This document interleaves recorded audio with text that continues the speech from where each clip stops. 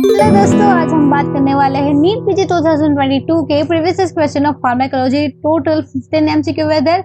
सो बहुत सारे लोगों ने कमेंट किया है कि ये सब के नोट्स जो है वो कहाँ से मिलेगी। तो लिंक जो है डिस्क्रिप्शन में है, वहां से टेलीग्राम ग्रुप जो है वो आप ज्वाइन कर सकते हैं और वहां पर आपको मिल जाएगी। सो हम बात करने जा रहे हैं, पहला जो क्वेश्चन जो था फार्माकोलॉजी में जो पूछा गया था, दैट इज कि क्या था कि पेशेंट जो है presented with rigidity and tremor. अगर कहां पर भी कहीं से बगैर रिजिडिटी ट्रेमर आ रहा है, रिजिडिटी ट्रेमर एंड ब्रेडिकाइनेसिया, अगर ये आ रहा है तो सबसे पहला जो सिंड्रोम जो आपके दिमाग में आना चाहिए वो कौन सा होगा? कौन सा होगा? पार्किंसंस, बराबर।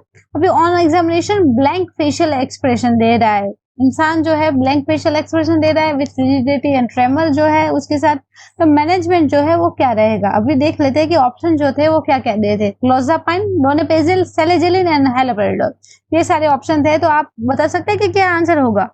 कमेंट में बताइए। And the answer is yes, जो रिजिडिटी एंड ट्रेमर है तो क्या रहेगा? On examination blank facial expression है।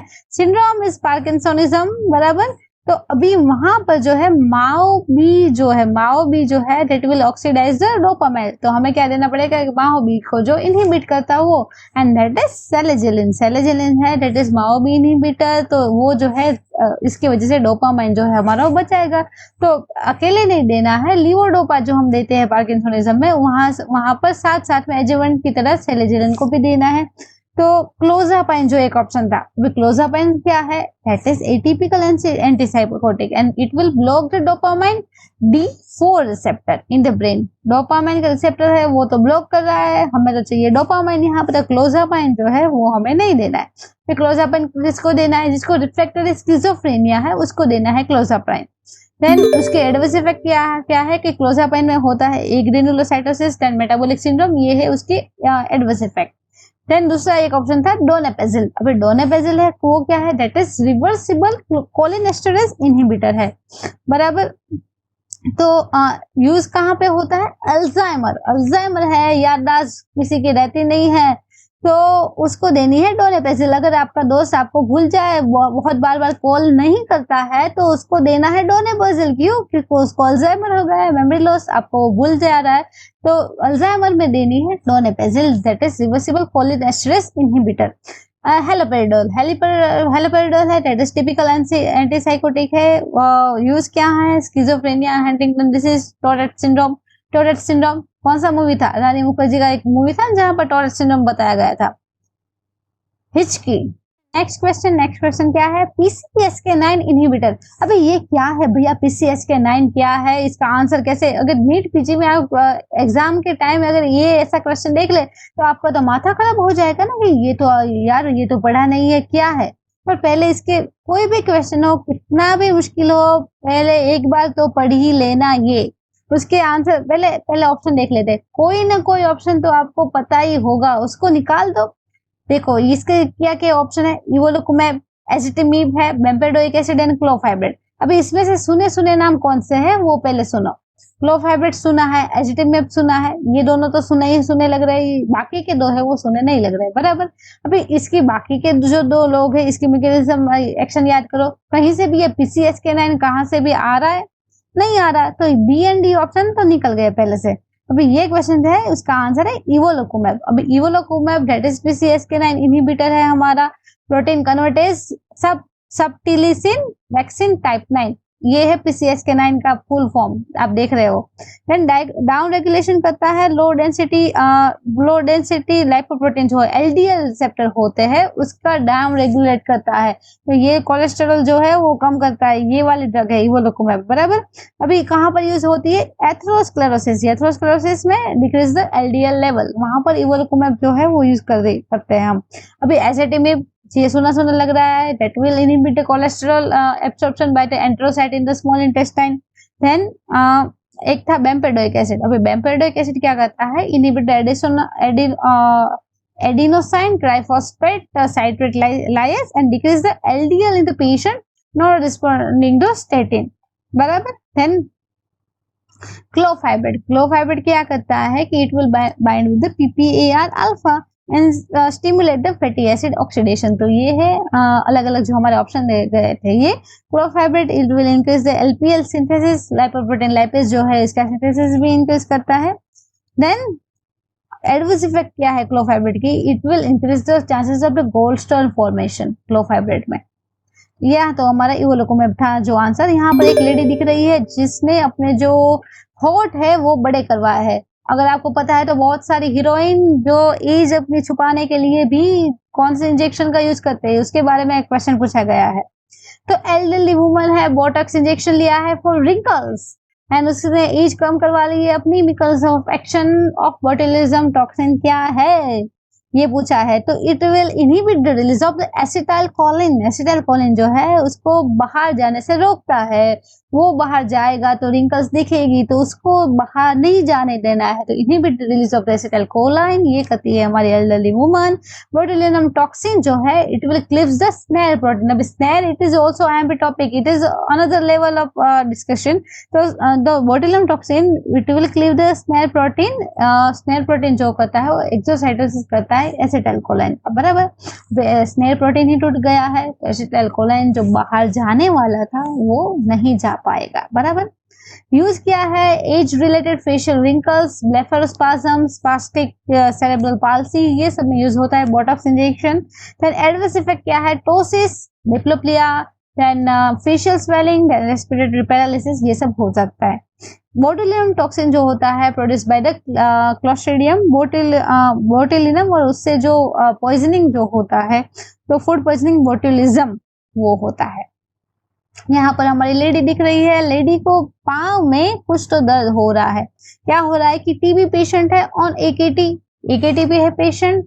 फिर क्या हो रहा है उसको tingling sensation and paresthesia in lower limb. अच्छा ये टिंगलिंग सेंसेशन है, tingling sensation in the lower paresthesia lower limb में हो रहा है। डायबिटीज नहीं है उसको। ओकेजनली कभी कभार अल्कोहल दारू पी लेती है लड़की है जो है वो, तो कौन सा विटामिन जो है वो देना चाहिए। एकेटी, कौन सी एकेटी जो है वो देने से ये टिंगलिंग सेंसेशन पेरिस्थेशिया हो रहा है, तो वो वाला विटामिन जो है हमें देना है। कौन सा देना है, विटामिन B6 देना है। अभी बताओ कौन सी एकेटी ये सब करती है। तो ड्यू टू द आइसोनियाजिड जो है हमारे, that is the culprit.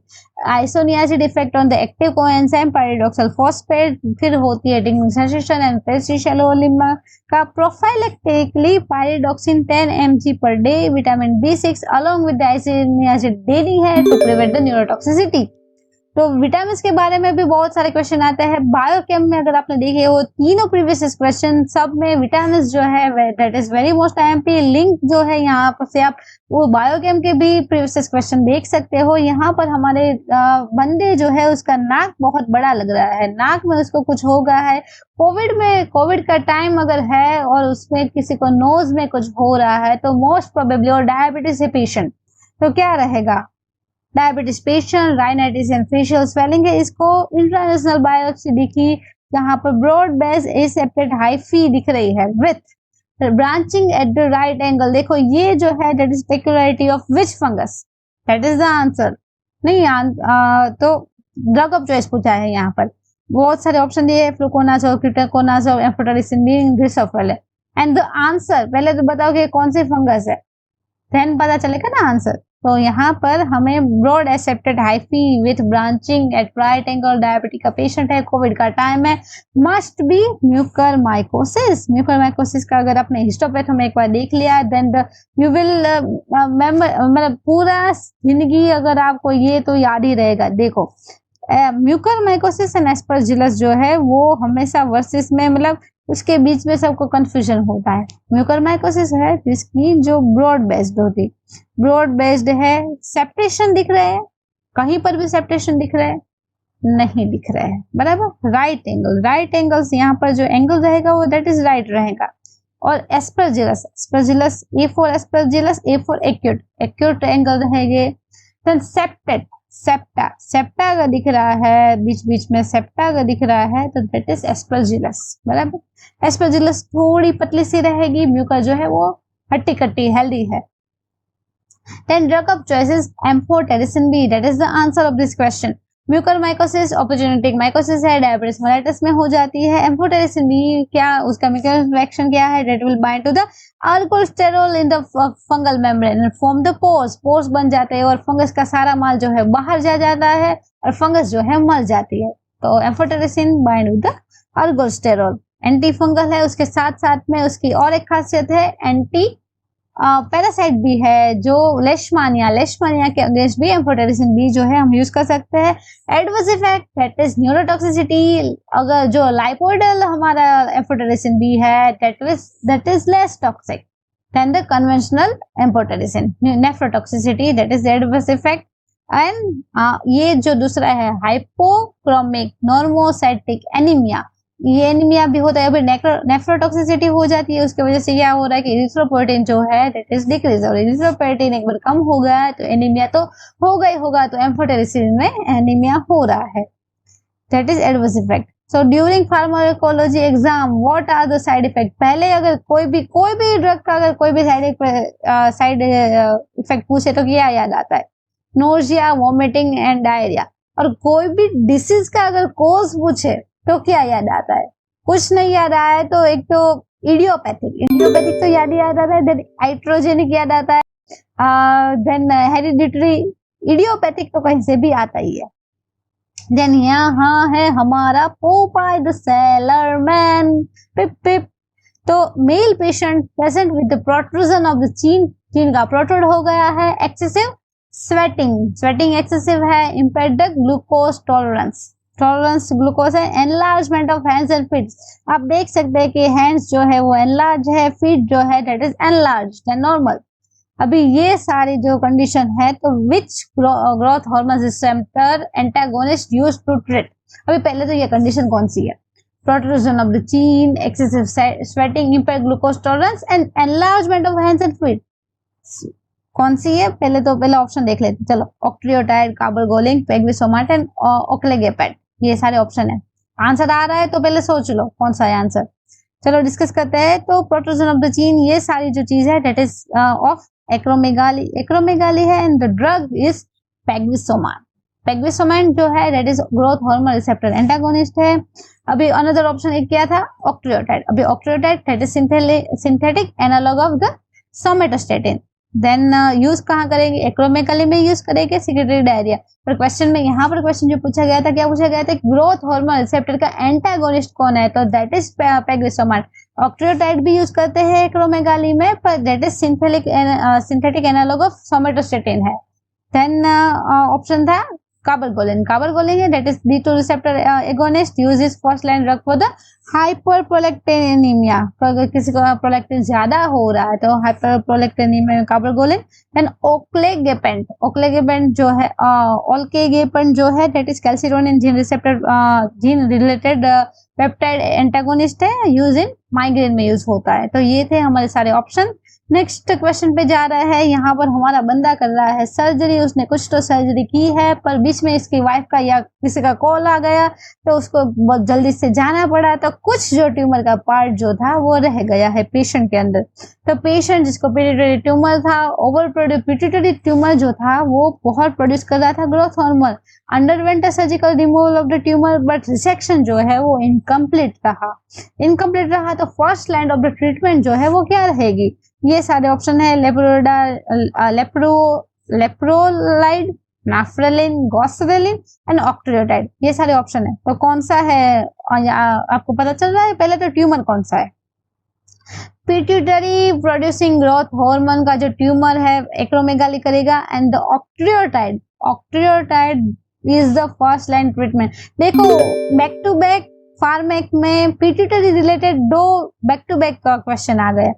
Octreotide that is synthetic analogue of the somatostatin, ये हमने डिस्कस किया, कहाँ यूज करेंगे, acromegaly, secretory diarrhoea, bleeding varices and dumping syndrome क्या है कमेंट में बताओ। Then adverse effect, steatorrhoea, gallstone and hyperglycaemia. Leuprolide जो है that is long acting GnRH agonist है, use for the palliative treatment, carcinoma prostate है, किसी को फाइब्रॉइड है, एंडोमेट्रियोसिस एंड प्रीकॉशियस प्यूबर्टी है, वहां पर लियोप्रियोलाइड जो है वो यूज होता है। एडवर्स इफेक्ट है hot flushes, decrease the bone mineral density, erectile dysfunction and vaginal dryness. And goserelin जो है वो जीएनआरएच एगोनिस्ट है, यूज है एंडोमेट्रियोसिस, डीयूबी है, dysfunction uterine bleeding, prostate and breast का कैंसर है, वहां पर गोस्ट्रेलिन जो यूज है। Then nafarelin it is also GnRH agonist, long acting है, देन उसका यूज है एंडोमेट्रियोसिस है, यूट्राइन फाइब्रॉइड है, देन सेंट्रल प्रीकॉशियस प्यूबर्टी, यहाँ पर यूज होता है नाफ्रेलिन का। तो 4 ऑप्शन में से हमारा जो आंसर था दैट इज ऑक्ट्रियोटाइड। यहाँ पर हमें पोटेशियम के बारे में बात कर रहे हैं। देखो कहीं से भी ऐसे पोटेशियम इनफ्लक्स आउटफ्लक्स, ये कोई ना कोई क्वेश्चन, एसिडोसिस अल्कोलोसिस, कहीं से भी ये वाले क्वेश्चन आएंगे, पर डरना बिल्कुल नहीं है, यहाँ डरना मना है। तो एल्डरली मैन है known case of diabetic nephropathy presented to emergency with palpitation and chest discomfort, बराबर। एल्डरली मैन है जिसको डायबिटिस नेफ्रोपैथी है, इमरजेंसी में आ गया, पाल्पिटेशन है, चेस्ट डिस्कम्फर्ट है, ये आपने सिचुएशन देख ली। ईसीजी में टॉल टी वेव्स अगर सीधा देख ले तो सीधा सोचना है हाइपरकैलेमिया, फिर भी इन लोगों ने क्वेश्चन में दिया गया कि एलिवेटेड पोटेशियम लेवल, अगर ये क्वेश्चन में नहीं देते कि एलिवेटेड पोटेशियम लेवल, फिर भी हमें समझ जाना है इशारे पे कि टॉल टी वेव्स लिखा है, that means toll T waves है, बंदर चढ़ रहा है ऊपर केले खाने के लिए, केले में से मिलता है पोटेशियम, तो hyperkalaemia means toll T waves, बराबर। तो which drug caused the shift of potassium back into the cell? सारा पोटेशियम बाहर आ गया, इसलिए हाइपरकैलेमिया हो गया। अभी पोटेशियम को फिर से सेल में डालना है, तो कौन सी ड्रग है हम यूज करेंगे? ये सारी ऑप्शन है, epinephrine, glucagon, atropine, lactic acid, कौन सी यूज करेंगे बताओ? आप होगे तो कौन सी यूज करेंगे? तो आंसर देखो, हाइपरकैलेमिया मेडिकल इमरजेंसी, कुछ ना कुछ जो इमरजेंसी है उसके रिलेटेड, सर्जिकल इमरजेंसी और मेडिकल इमरजेंसी, जितने उसके ऊपर जितने टॉपिक्स है वो उसमें नीट पीजी में आने की संभावना बहुत से ज्यादा है। यहाँ पर जो है दैट इज एपिनेफ्रिन है, जो सेल बाहर गया है, जो पोटेशियम बाहर गया है उसको वापस डालेंगे सेल में। तो epinephrine agonist at alpha 1 beta 1 beta 2 receptor, वो पता है। लीवर एंड मसल में वो क्या करेंगे? हाइपरग्लाइसेमिया एंड हाइपोकैलेमिया, मसल में जाने देंगे, मसल एंड लीवर में के पोटेशियम जाओ, लीवर में जाओ, मसल में जाओ, वो एपिनेफ्रिन जो है वो हमारा करेगा। मैनेजमेंट, कभी भी अगर हाइपरकैलेमिया का पेशेंट आए तो मैनेजमेंट क्या करना है? सबसे पहले IV 10 ml 10% calcium gluconate for 2 to 3 minutes with cardiac monitoring. Hyperkalaemic patient में कार्डियक मॉनिटरिंग करते रहना है हमें। IV रेगुलर इंसुलिन देना है 10 units followed by the 50 ml of 50% dextrose, shift of plasma potassium into the cells। पहले calcium gluconate दे दिया, फिर क्या दिया हमने? इंसुलिन 10 यूनिट्स, बराबर। उसके साथ हमें डेक्स्ट्रोज भी देना है, तो ये भी प्लाज्मा के K+ है, उसको सेल में धकेलेगा। Then next is nebulization with beta 2 agonists such as albuterol, salbutamol, ये सबसे। Then cation exchange, resin use कर सकते हैं, diuretics, then dialysis are useful to remove excess potassium. तो ये है मैनेजमेंट के स्टेप। यहाँ पर जो हमारा आंसर था दैट इज एपिनेफ्रिन, जो सेल में वापस डालेगा पोटेशियम को। कौन सी ड्रग दिख रही है? डिगॉक्सिन। अभी एक पेशेंट है जिसको पता नहीं क्या भूत सवार हुआ, 8 टैबलेट खा ली डिगॉक्सिन के। ऑन एग्जामिनेशन पेशेंट अनस्टेबल है, heart rate 56 beats per minute है, ECG में दिख रहा है 3rd डिग्री हार्ट ब्लॉक। यहाँ पर क्वेश्चन में तो सीधा दे दिया है कि 3rd डिग्री हार्ट ब्लॉक, वरना क्या हमको डराने के लिए देते हैं ECG के पेपर्स, मतलब ECG का देते हैं कि देखो ECG में ये दिख रहा है, फिर हमें फाइंड आउट करना होता है कि अच्छा ये 3rd डिग्री हार्ट ब्लॉक है। यहाँ पर तो ये लोग अच्छे हैं कि इन लोगों ने सीधा दे दिया है कि 3rd डिग्री हार्ट ब्लॉक है, डिगॉक्सिन ली है पेशेंट ने। तो नेक्स्ट स्टेप जो है वो क्या रहेगा? अनस्टेबल पेशेंट है, हार्ट रेट ये है। अब ऑप्शन देख लेते हैं कि ऑप्शन क्या है। Antibody against digoxin, lidocaine, DC cardioversion and phenytoin, ये सारे हैं ऑप्शन। तो the answer is DG bind antibody जो है अगेंस्ट द डिगॉक्सिन, वो देनी है। That is the next step in the management of this patient. Non immunogenic antibody cardiac toxicity due to digoxin अगर हो रही है तो ये जो हमारी एंटीबॉडी है ये यूज होती है। डिगॉक्सिन पहले तो क्या है, digoxin that is cardiac glycoside and use in the heart failure, control the ventricular rate, atrial fibrillation और फ्लटर में यूज होता है डिगॉक्सिन, और उसका एंटीडोट है डीजी बाइंड। फैक्टर्स जो है वो इंक्रीज द डिगॉक्सिन टॉक्सिसिटी, अगर हाइपोकैलेमिया है तो डिगॉक्सिन की टॉक्सिसिटी बढ़ाएगा। Drugs decrease the digoxin elimination, inhibitors of the P glycoprotein like quinidine, it will also increase the digoxin. Then renal या hepatic failure होगा किसी का, वो भी डिगॉक्सिन को बढ़ाएगा। टायरोटॉक्सिन वो भी डिगॉक्सिन की टॉक्सिसिटी बढ़ाएंगे। Then another option एक था lidocaine, lignocaine local anaesthetic, anti arithmetic properties है इसकी, वेंट्रिकुलर टैकीकार्डिया पोस्ट बाय अगर डिजिटालिस की टॉक्सिसिटी, डिजिटालिस अगर देते तो डिजिटालिस की टॉक्सिसिटी में लिडोकेन यूज करते हैं। देन डीसी कार्डियोवर्जन, अभी डीसी कार्डियोवर्जन जो है मार्वल्स डीसी का नहीं है, अभी डीसी कार्डियोवर्जन है, that is tachyarrhythmia when the pharmacological treatment fails. पहले सबसे हमें जो मेडिसिनल तो जो फार्माकोलॉजिकल ड्रग्स है वो यूज करनी है, अगर वो सारी फेल हो गई है तो हमें करना है मार्वल्स डिसीज जो है वो तब आएगा हमारा, तो डीसी कार्डियोवर्जन तब यूज करनी है। देन फेनिटोइन क्या है, एंटी एपिलेप्टिक है, जीटीसीएस जनरल टोनिक सीजर है, पार्शियल सीजर है, पॉलीमॉर्फिक वेंट्रिकुलर टैकीकार्डिया है ड्यू टू क्यूटी प्रोलॉन्गेशन, यहाँ सब में यूज करनी है phenytoin.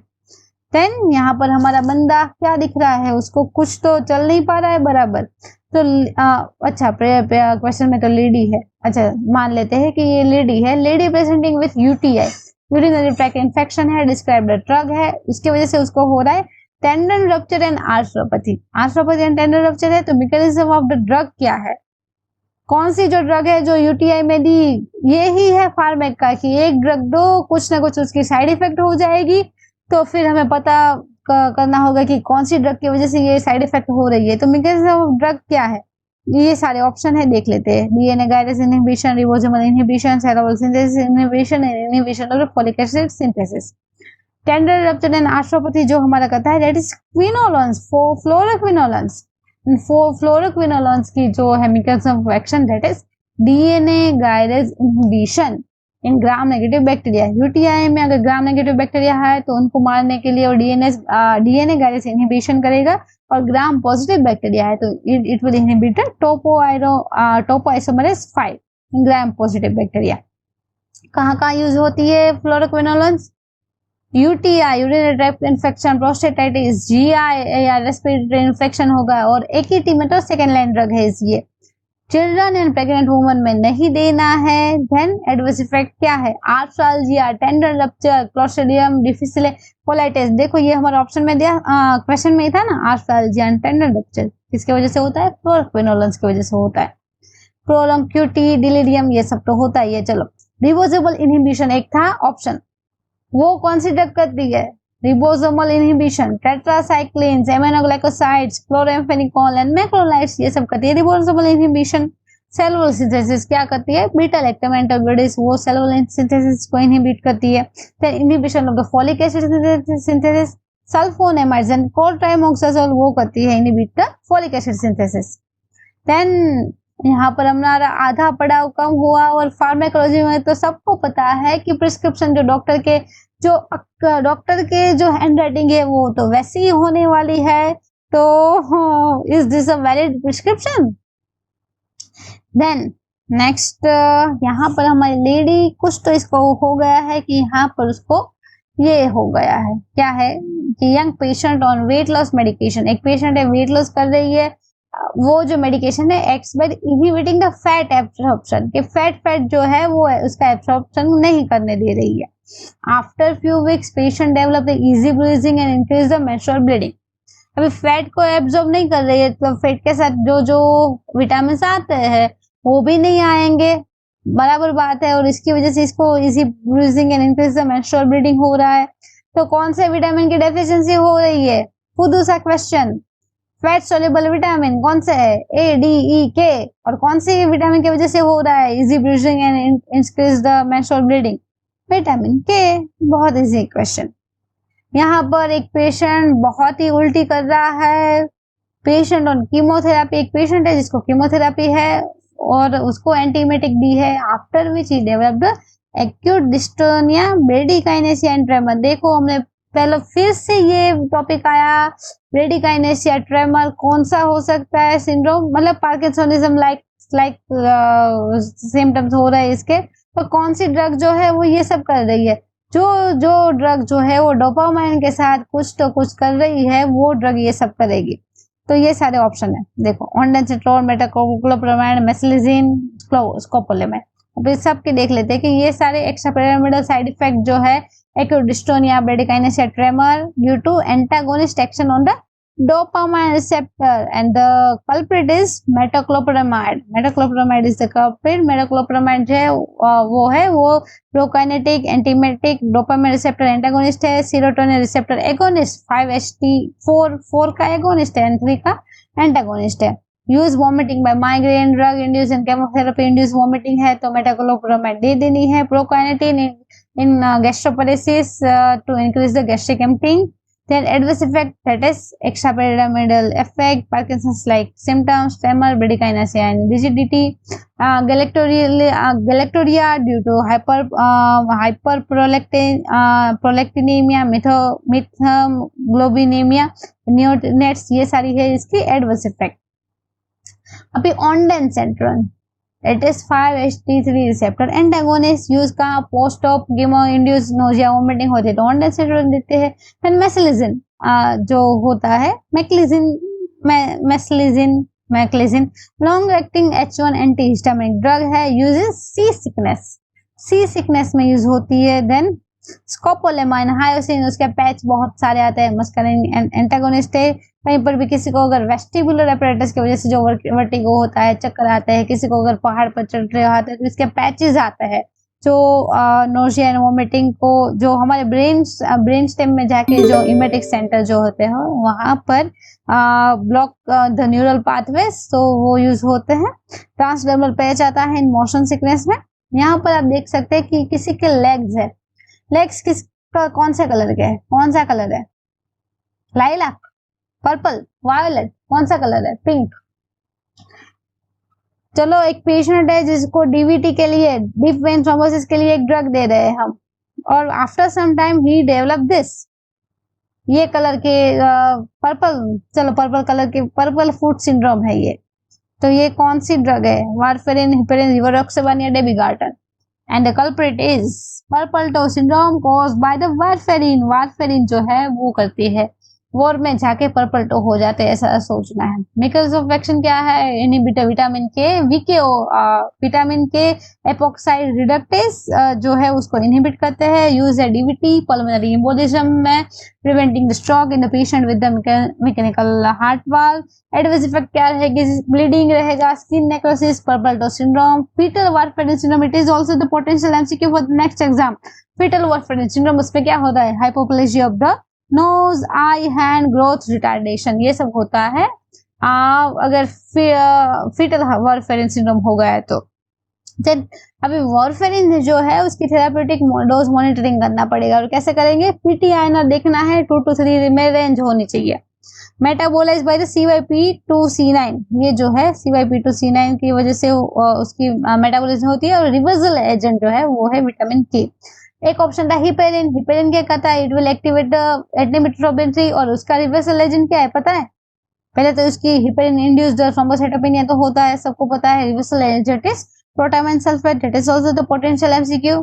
Then dabigatran, dabigatran direct thrombin inhibitor है, use the prevention of the, ये सारी सब तो एम्बोलिज्म ये जो है उसको प्रिवेंट करने के लिए, स्ट्रोक प्रिवेंट करने के लिए इसमें रहती है। और reversal agent for the dabigatran that is idarucizumab, idarucizumab जो है दैट इज डेबिगार्ट्रन की reversal agent. And rivaroxaban, rivaroxaban में एक्से उसके नाम में ही आ रहा है, that is direct inhibitor of the factor X a. और उसका जो है हमारा ये हमने कंप्लीट कर दिया है हमारे ये एमसीक्यू। नेक्स्ट एमसीक्यू पे जा रहे हैं हम, तो नेक्स्ट एमसीक्यू पे यहाँ पर हमारा लंग दिख रहा है, which will not cause the pleural pathology. Pleural pathology किस कौन सी ड्रग में नहीं होती, ये सारी ऑप्शन है। चलो answer, and the answer is metformin. Metformin Sidhi simple drug है, ऐसे ही दे देते हैं सबको। डायबिटीज मतलब ऐसे तो नहीं देते, जिसको जिसको डायबिटीज हो उसमें, मतलब मोस्ट कॉमनली यूज ड्रग है इन डायबिटिक पेशेंट। तो अभी मेटफॉर्मिन सबको देते हैं, तो प्लूरल पैथोलॉजी अगर सबको तो नहीं होती, ऐसे सिर्फ सिंपल याद रखना है। तो metformin not associated with the pleural pathology, oral hypoglycaemic drug है। It will activate the AMP kinase, reduce the hepatic glucose production. Adverse effect क्या रहेगी इसकी? Lactic acidosis and vitamin B12 deficiency. Contraindication कब कब है कि कब नहीं देनी है? तो किसी को अगर GFR किसी का लेस देन 30 है, अनस्टेबल कंजेस्टिव हार्ट फेलियर है, किसी का रेडियोग्राफिक कॉन्ट्रा स्टडी करनी है किसी को, तो उसमें मेटफॉर्मिन नहीं देनी है। एक ऑप्शन था मिथाइल सल्जाइड। मिथाइल सल्जाइड जो है that is 5-HT receptor antagonist है, एंड वो जो है यहाँ पर हमारे जो सारे जितने जितने जो है वो सब क्या कर रहे हैं? वो सब कर रहे हैं पल्मोनरी फाइब्रोसिस जो है वो कर रहा है। मेटफॉर्मिन का तो हमने देख लिया। Methysergide, methysergide that is 5-HT receptor antagonist used in migraine prophylaxis, carcinoid syndrome, adverse effect is pulmonary and endocardial fibrosis. देखो ये भी लंग का फाइब्रोसिस कर रही है। एंड ब्लियोमाइसिन, ब्लियोमाइसिन जो क्या है वो है anti cancer antibiotic. Squamous cell carcinoma, Burkitt lymphoma जो हो गया हमारा, उसमें देनी है ब्लियोमाइसिन। एडवर्स इफेक्ट है म्यूकोक्यूटेनस टॉक्सिसिटी, पल्मोनरी फाइब्रोसिस, यहाँ पर भी आ गया हमारा पल्मोनरी फाइब्रोसिस। मिथाइल सल्जाइड भी कर रही है pulmonary fibrosis. And another option एक था नाइट्रोफोरेटोइन। नाइट्रोफोरेटोइन है यूरिनरी एंटीसेप्टिक है, use in the UTI, damage DNA of the bacteria, पर वो भी कर रही है liver damage and pulmonary fibrosis. तो ये जो मिथाइल सल्जाइड, ब्लियोमाइसिन एंड नाइट्रोफोरेटोइन है, ये सारी है लिवर जो लंग डैमेज कर रही है। जो हमारी मेटफॉर्मिन है सिंपल ड्रग बेचारी, तो वो नहीं कर रही है लंग का फाइब्रोसिस। ये हमारी किडनी है, किडनी में से यहाँ हमारा नल चालू हो रहा है, किसी को बहुत बार ऐसे जाना पड़ रहा है ऐसा लग रहा है। तो मेल पेशेंट है विथ COPD, उसको दे रहे थियोफाइलिन। यूरिन आउटपुट उसका इंक्रीज हो गया उसके बाद। तो कौन सा रिसेप्टर है जो ये करवा रहा है? तो एडिनोसाइन E1 एंटागोनिज्म कर रहा है, थियोफाइलिन की वजह से हो रहा है। थियोफाइलिन इनहिबिटर फॉस्फोडाइएस्टरेज एंड ब्रोंकोडाइलेशन करता है, एंटागोनाइज एडिनोसाइन E1 रिसेप्टर, जो भी ब्रोंकोडाइलेशन करता है, पर ब्रोंकोडाइलेशन तो कर है साथ साथ में किडनी का नल खोल देता है, तो बार बार यूरिन आउटपुट इंक्रीज हो जाता है after the theophylline injection. Then increase the interleukin 10, that is anti-inflammatory, decrease the pro-inflammatory cytokines, then promote the apoptosis of the granulocyte, reduce the inflammation। सभी जगह से थियोफाइलिन बहुत अच्छा बंदा है, इन्फ्लामेशन कम कर रहा है, पर वो इन्फ्लामेशन कम करने के साथ साथ किडनी का नल भी खोल रहा है, बराबर। देन नेक्स्ट तो जो है, अच्छा हमने हमारा 15 पूरे क्वेश्चन कंप्लीट कर दिए। My daily routine, wake up lecture, eat lecture, get insulted by the patient, patient नहीं, अच्छा also the parents and the patient both, and then sleep.